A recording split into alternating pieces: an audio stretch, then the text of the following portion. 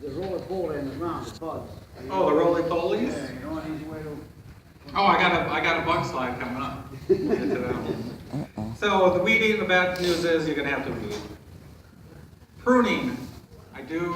We'll talk about pruning. The basic thing about pruning is that pruning stimulates growth.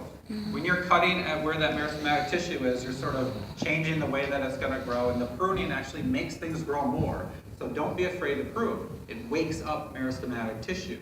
So they're pruning these pear trees to get rid of a lot of extra branches that then are going to make a bunch of new shoots, and they're going to get stronger, fuller fruit out of it. So pruning is going to make things grow. It's not going to keep things from growing. That's the long and short of pruning. Take the class if you need it. Yeah.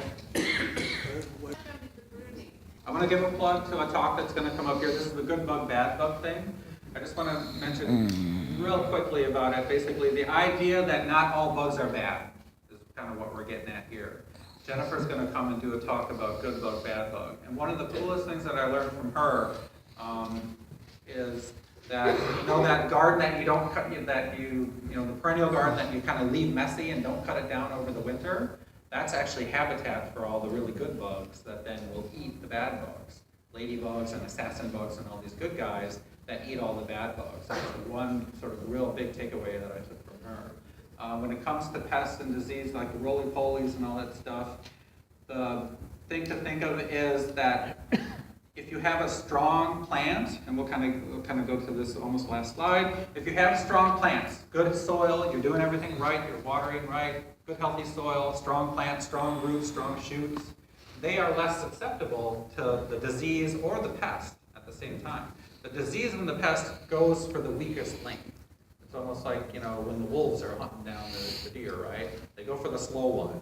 And so if you have a susceptible host, and a disease, or you can consider this a pest, a pathogen or a pest, and the right environment for it, then that's when you get the problem. And so if you have strong plants, if you're going organic and you're doing everything the way that you want to do it, the right way to do it, you're going to be a little bit closer to kind of having things work out for you and get less pest problems that way.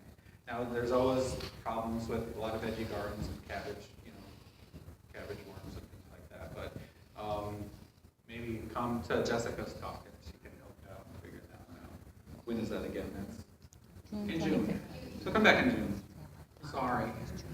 So disease. Healthy plants, you got a better shot of them not getting the disease. A stressed plant always gets into more trouble. It's just like people. If we get all stressed out, then we get sick, right? So it's the same kind of a thing. So that's the way you want to think about it. They are telling me to wrap it up. So I'm going to do my last little slide and tell you to be a happy gardener if you can. All right, thank you so much for being here.